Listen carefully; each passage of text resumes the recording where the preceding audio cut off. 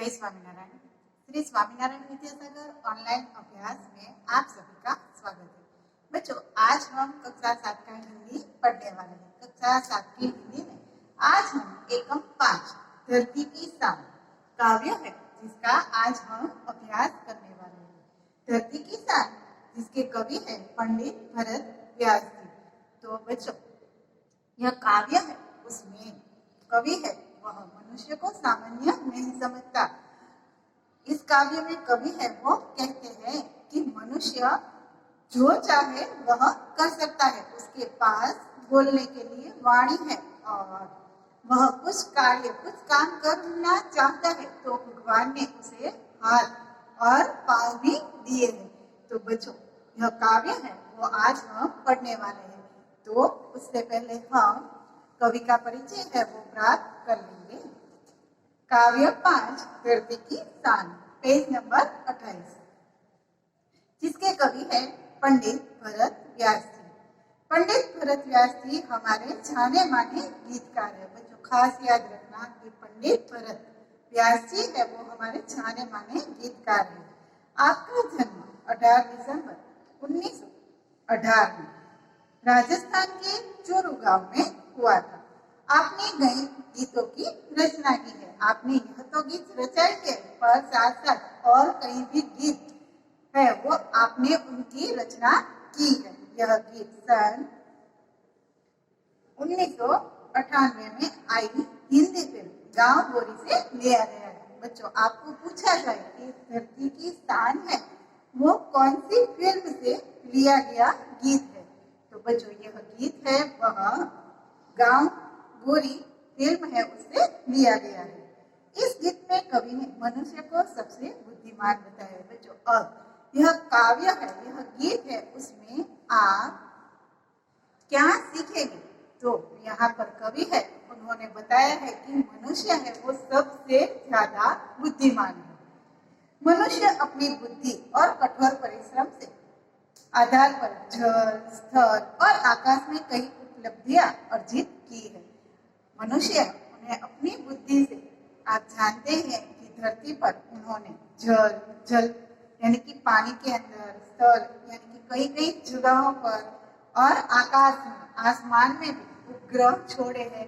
तो अपनी बुद्धि के द्वारा, अपने कठोर परिश्रम के माध्यम से ही यह चीज है वह उन्होंने उपलब्ध की है मनुष्य ने।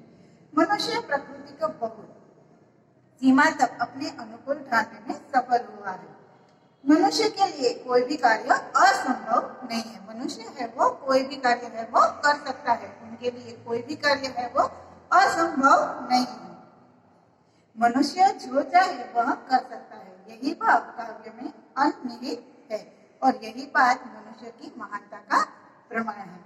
तो बच्चों, अब हम यह काव्य है एक बार उसे गा लेते हैं। आप घर पर उसे गाना और उसे कंठस्थ करना। मैं गाऊं, आप साथ साथ गाने की कोशिश करना। धरती की शान, धरती की शान तू भारत की संतान, तेरी मुट्ठियों में बंद तूफान है रे। मनुष्य तू बड़ा महान है, भूल मत, मनुष्य तू बड़ा महान है। तू जो चाहे पर्वत पहाड़ों को फोड़ दे, तू जो चाहे नदियों के मुख को भी मोड़ दे, तू जो चाहे माटी से अमृत निचोड़ दे, तू जो चाहे धरती को अंबर से जोड़ दे। अमर तेरे प्राण,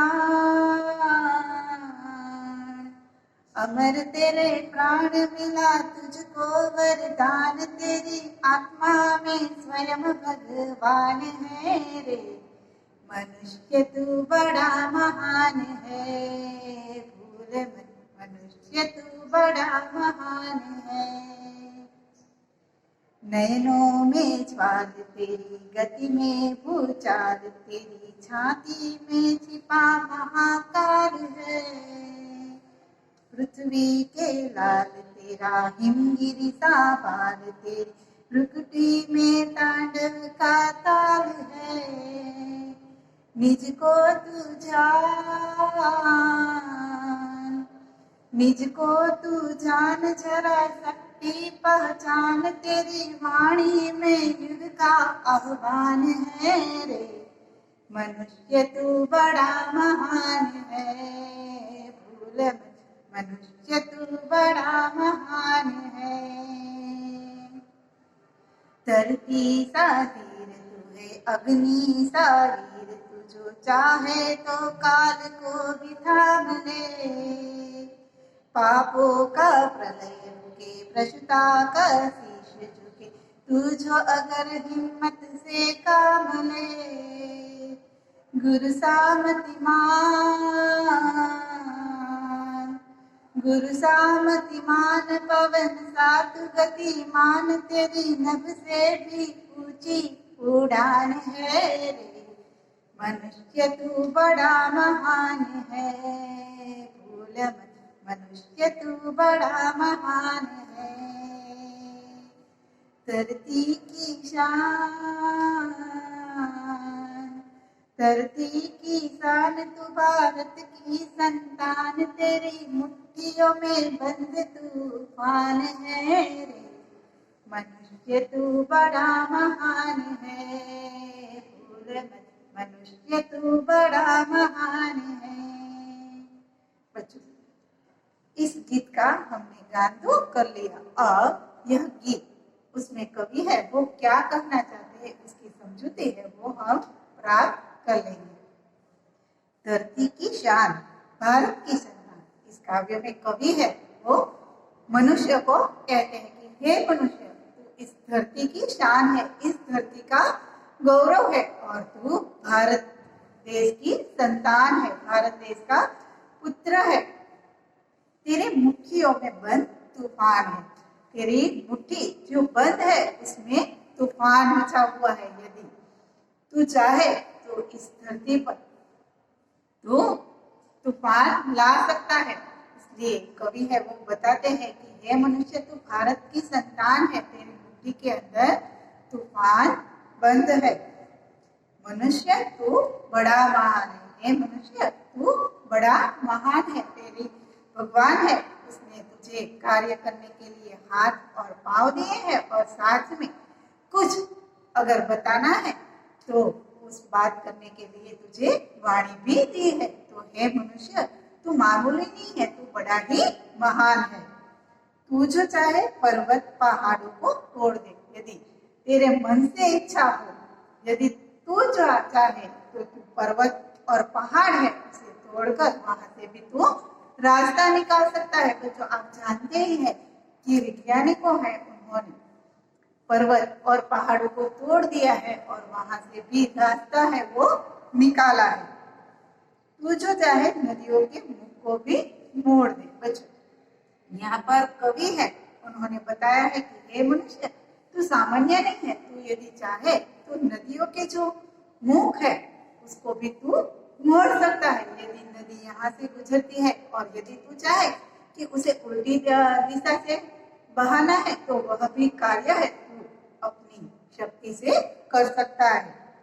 तू जो चाहे माटी से अमृत निचोड़ दे। तू यदि चाहे, तू यदि इच्छा करे तो तू धरती के अंदर जो अमृत है उसे भी निचोड़ कर बाहर ला सकता है।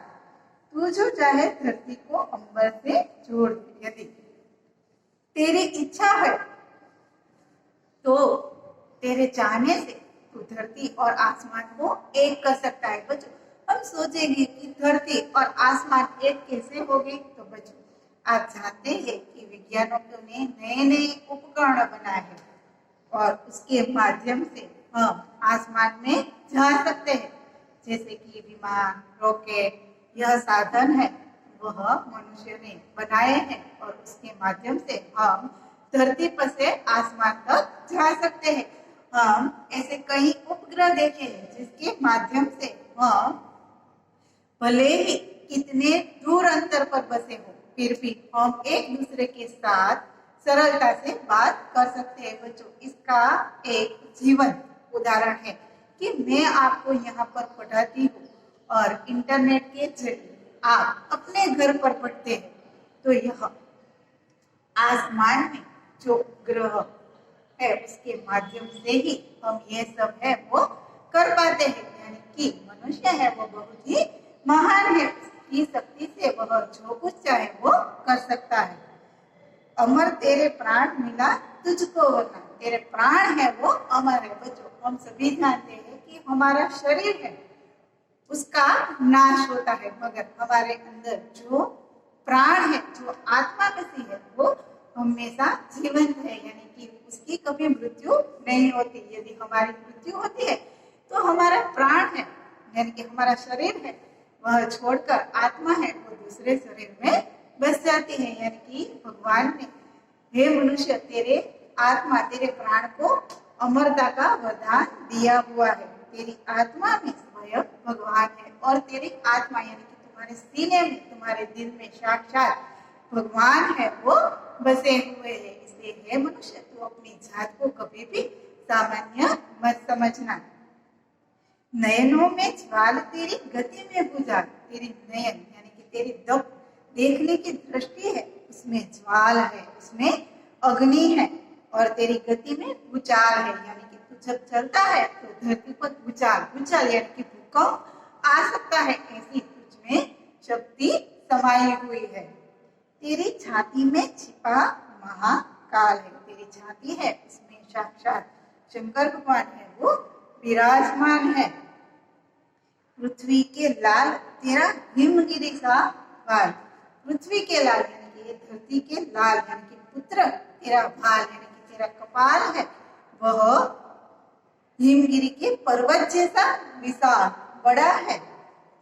तेरी भ्रुकुटी में तांडव का ताल है, तेरी भ्रुकुटी यानी कि तेरी भौं है उसमें तांडव यानी कि जब शंकर भगवान है वह क्रोधित होते हैं और नृत्य करते हैं तो उसे तांडव नृत्य बोला जाता है। तो यहाँ पर कवि है वो कहते हैं कि हे मनुष्य तेरी भ्रुकुटी है उसमें तांडव का ताल समाया हुआ है, तेरी प्रकृति में तांडव का ताल है। निज को तू जान जरा शक्ति पहचान, तू अपनी निज यानी कि खुद को तू जान ले, अपने अंदर समाई हुई कौन कौन सी शक्ति है उसको पहचान ले, तू क्या क्या कर सकता है यह एक बार तू सोच ले। तेरी वाणी में युग का आह्वान है, तेरी वाणी है तेरे शब्द है उसमें युग का नए युग को बनाने का आह्वान ललकार समाई हुई है। तो यहाँ पर कवि है वो कहता है कि तू जो कुछ चाहे वो कर सकता है, इसलिए अपने अंदर समाई हुई शक्ति को तू जान ले ताकि तू नए युग का आह्वान भी कर सकता है। धरती सा धीर तू है अग्नि सा वीर, धरती कितनी धीर यानी कि धीरज वाली है बच्चों। धरती पर कितने भी आप देखते हैं कि वाहन चलते हैं, कितने भी धरती है वो कष्ट है वो सहन करती है, फिर भी वह कभी भी कुछ नहीं करती और हमें अन्न यानी कि अच्छी अच्छी फसलें है वो धरती हमें देती ही रहती है। वह कभी दुखी नहीं होती और कभी भी हमारे साथ बदला नहीं रहती, मगर वह धीरज से काम लेती है और हमें अन्न है वो देती है। अग्नि सा वीर, तो अग्नि जैसा वीर है, जैसे अग्नि में हाथ डालने से कोई जल जाता है उसी तरह, तो उसी तरह हिम्मत वाला है, वीर है। तू जो चाहे काल को भी थाम ले, और तुझ में इतनी शक्ति है, काल यानी कि समय, समय को भी थाम सकता है यानी कि रोक सकता है। पापों का प्रलय रुके पशुता का शीश झुके, पाप है उसका प्रलय है उसे तू रोक सकता है, यानी कि दुनिया है आप जानते हैं कि इस धरती पर न जाने कितने पाप है वो लोग है वो करते हैं। भ्रष्टाचार होता है, किसी की मौत होती है, कोई किसी को मार देता है, पशु पक्षियों को भी मार देता है। इसलिए यहाँ पर कवि है वो कहता है कि तू अगर चाहे तो इस पापों का प्रलय है उसे तू अपनी हिम्मत से अपनी शक्ति से तू रोक सकता है। पशुता का शीश झुके यानी कि जो मनुष्य पशुता जड़ जैसे है, जिसके विचार अच्छे नहीं है, उसके विचार भी तू अच्छे कर सकता है। तुझमें इतनी शक्ति है वो समाई हुई है। तू जो चाह अगर हिम्मत से काम ले, यदि तू हिम्मत से काम ले तो तू जो मनुष्य है वो पशुता जैसा वर्तन करता है उसको तू अच्छी तरह से बना सकता है, इतनी तुझमें शक्ति समाई हुई है, तुझे हिम्मत से काम लेना है।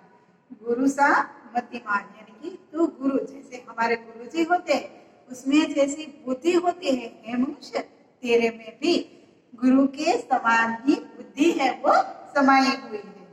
पवन सा तू गतिमान, जैसे पवन तेज होता है, एक जगह से दूसरी जगह पर तुरंत पहुंच जाता है, इसलिए यहाँ पर कवि है वो कहता है कि तेरी बुद्धि, तुझमें बुद्धि है वो गुरु जैसी है, और तू पवन जैसा तेज है, तेरी गति है वो बहुत ही तेज है, तेरे नभ से भी ऊंची उड़ान है, तेरी नभ यानी कि तेरे आसमान से भी ऊंची उड़ान है, तू चाहे तो कुछ भी सोच सकता है और वह सोचा हुआ कार्य है वो तू कर सकता है। इसलिए ये मनुष्य तू कभी भी अपनी जात को, अपने आप को सामान्य मत समझ और अपने अंदर समाई हुई जो शक्ति है उसे तू एक बार जान ले और समझ ले, और उसी के कारण तू यह भारत देश की उन्नति है वो कर पाएगा।